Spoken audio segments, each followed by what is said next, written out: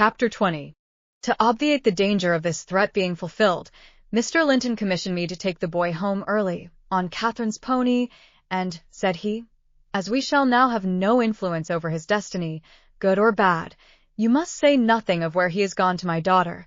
She cannot associate with him hereafter, and it is better for her to remain in ignorance of his proximity, lest she should be restless and anxious to visit the Heights.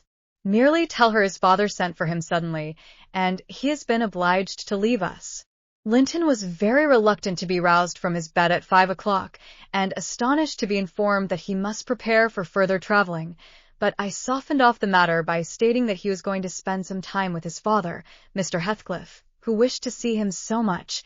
He did not like to defer the pleasure till he should recover from his late journey. "My father," he cried, in strange perplexity. "Mamma never told me I had a father. Where does he live?" "I'd rather stay with uncle." "He lives a little distance from the Grange," I replied, "just beyond those hills. Not so far, but you may walk over here when you get hearty. And you should be glad to go home, and to see him. You must try to love him, as you did your mother, and then he will love you." "But why have I not heard of him before?" asked Linton. "Why didn't Mamma and he live together as other people do?" "He had business to keep him in the north," I answered, "and your mother's health required her to reside in the south." "And why didn't Mamma speak to me about him?" persevered the child. "She often talked of uncle, and I learned to love him long ago." "How am I to love Papa? I don't know him." "Oh, all children love their parents," I said. "Your mother, perhaps, thought you would want to be with him if she mentioned him often to you. Let us make haste. An early ride on such a beautiful morning is much preferable to an hour's more sleep." "Is she to go with us?" he demanded. "The little girl I saw yesterday?" "Not now," replied I. "Is uncle?" he continued. "No, I shall be your companion there," I said. Linton sank back on his pillow and fell into a brown study. "I won't go without uncle," he cried at length. "I can't tell where you mean to take me." I attempted to persuade him of the naughtiness of showing reluctance to meet his father. Still he obstinately resisted any progress towards dressing, and I had to call for my master's assistance in coaxing him out of bed. The poor thing was finally got off, with several delusive assurances that his absence should be short, that Mr. Edgar and Cathy would visit him, and other promises, equally ill-founded, which I invented and reiterated at intervals throughout the way. The pure heather-scented air, the bright sunshine, and the gentle canter of Minnie relieved his despondency after a while. He began to put questions concerning his new home and its inhabitants with greater interest and liveliness. "Is Wuthering Heights as pleasant a place as Thrushcross Grange?" he inquired, turning to take a last glance into the valley, whence a light mist mounted and formed a fleecy cloud on the skirts of the blue. "It is not so buried in trees," I replied, "and it is not quite so large. But you can see the country beautifully all round, and the air is healthier for you, fresher and drier. You will, perhaps, think the building old and dark at first, though it is a respectable house, the next best in the neighborhood. And you will have such nice rambles on the moors. Herr Earnshaw, that is Miss Cathy's other cousin, and so yours in a manner, will show you all the sweetest spots, and you can bring a book in fine weather and make a green hollow your study, and now and then your uncle may join you in a walk. He does frequently walk out on the hills." "And what is my father like?" he asked. "Is he as young and handsome as uncle?" "He's as young," said I, "but he has black hair and eyes and looks sterner, and he is taller and bigger altogether. He'll not seem to you so gentle and kind at first, perhaps, because it is not his way. Still, mind you, be frank and cordial with him, and naturally he'll be fonder of you than any uncle, for you are his own." "Black hair and eyes," mused Linton. "I can't fancy him.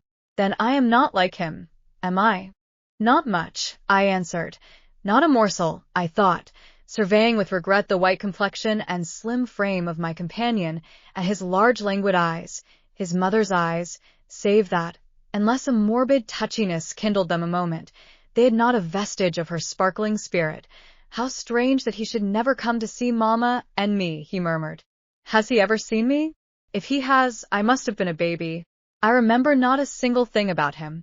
"Why, Master Linton," said I, 300 miles is a great distance, and 10 years seem very different in length to a grown-up person compared with what they do to you. It is probable Mr. Heathcliff proposed going from summer to summer, but never found a convenient opportunity, and now it is too late. Don't trouble him with questions on the subject. It will disturb him for no good. The boy was fully occupied with his own cogitations for the remainder of the ride, till we halted before the farmhouse garden gate. I watched to catch his impressions in his countenance. He surveyed the carved front and low-browed lattices, the straggling gooseberry bushes and crooked firs, with solemn intentness, and then shook his head. His private feelings entirely disapproved of the exterior of his new abode. But he had sense to postpone complaining. There might be compensation within. Before he dismounted, I went and opened the door. It was 6:30. The family had just finished breakfast. The servant was clearing and wiping down the table. Joseph stood by his master's chair telling some tale concerning a lame horse, and Hareton was preparing for the hayfield. "Hello, Nellie," said Mr. Heathcliff, when he saw me. "I feared I should have to come down and fetch my property myself. You've brought it, have you?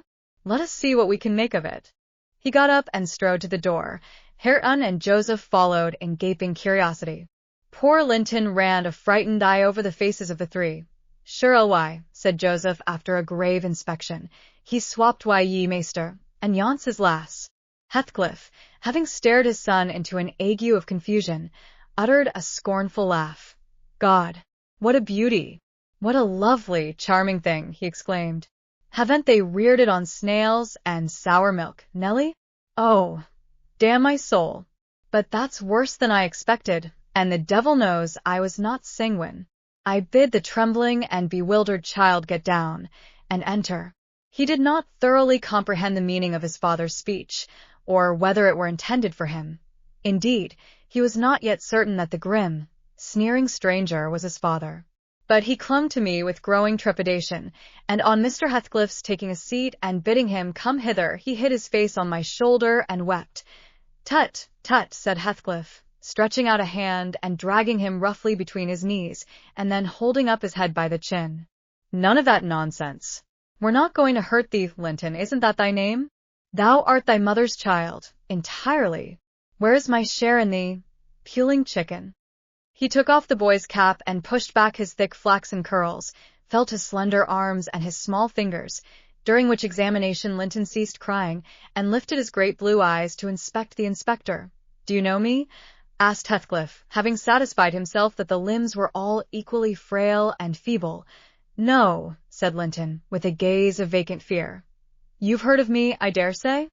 "No," he replied again. "No. What a shame of your mother, never to waken your filial regard for me. You are my son, then, I'll tell you, and your mother was a wicked slut to leave you in ignorance of the sort of father you possessed. Now, don't wince and color up, though it is something to see you have not white blood. Be a good lad, and I'll do for you. Nellie, if you be tired you may sit down, if not, get home again. I guess you'll report what you hear and see to the cipher at the Grange, and this thing won't be settled while you linger about it." "Well," replied I hope you'll be kind to the boy, Mr. Heathcliff, or you'll not keep him long, and he's all you have akin in the wide world, that you will ever know, remember." "I'll be very kind to him, you needn't fear," he said, laughing. "Only nobody else must be kind to him. I'm jealous of monopolizing his affection. And, to begin my kindness, Joseph, bring the lad some breakfast. Hareton, you infernal calf, begone to your work. Yes, Nell," he added, when they had departed, "my son is prospective owner of your place, and I should not wish him to die till I was certain of being his successor. Besides, he's mine, and I want the triumph of seeing my descendant fairly lord of their estates, my child hiring their children to till their father's lands for wages. That is the sole consideration which can make me endure the whelp. I despise him for himself, and hate him for the memories he revives. But that consideration is sufficient. He's as safe with me, and shall be tended as carefully as your master tends his own. I have a room upstairs, furnished for him in handsome style. I've engaged a tutor, also, to come 3 times a week, from 20 miles distance, to teach him what he pleases to learn. I've ordered Hareton to obey him, And in fact I've arranged everything with a view to preserve the superior and the gentleman in him, above his associates. I do regret, however, that he so little deserves the trouble. If I wished any blessing in the world, it was to find him a worthy object of pride, and I'm bitterly disappointed with the way-faced, whining wretch. While he was speaking, Joseph returned bearing a basin of milk porridge and placed it before Linton, who stirred round the homely mess with a look of aversion, and affirmed he could not eat it. I saw the old manservant shared largely in his master's scorn of the child, though he was compelled to retain the sentiment in his heart, because Heathcliff plainly meant his underlings to hold him in honor. "Cannot aid it," repeated he, peering in Linton's face, and subduing his voice to a whisper, for fear of being overheard. "But Maester Hareton niver ate naught else, when he wer a little un, and what wer good enough for him's good enough for ye, I's rayther think." "I shan't eat it," answered Linton snappishly. "Take it away." Joseph snatched up the food indignantly and brought it to us. "Is there aught ails teach victuals?" he asked, thrusting the tray under Heathcliff's nose. "What should ail them?" he said. "Wah," answered Joseph, "yon dainty chap says he cannot ate 'em. But I guess it's rate. His mother wer just soa. We wer amos too mucky to sow tea corn for macking her bread." "Don't mention his mother to me," said the master angrily. "Get him something that he can eat, that's all. What is his usual food, Nelly?" I suggested boiled milk or tea, and the housekeeper received instructions to prepare some. Come, I reflected, his father's selfishness may contribute to his comfort. He perceives his delicate constitution and the necessity of treating him tolerably.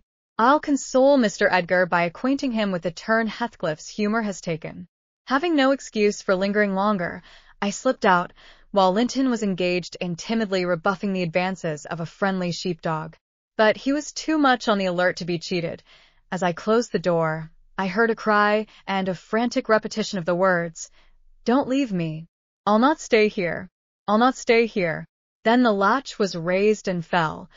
They did not suffer him to come forth. I mounted Minnie and urged her to a trot, and so my brief guardianship ended.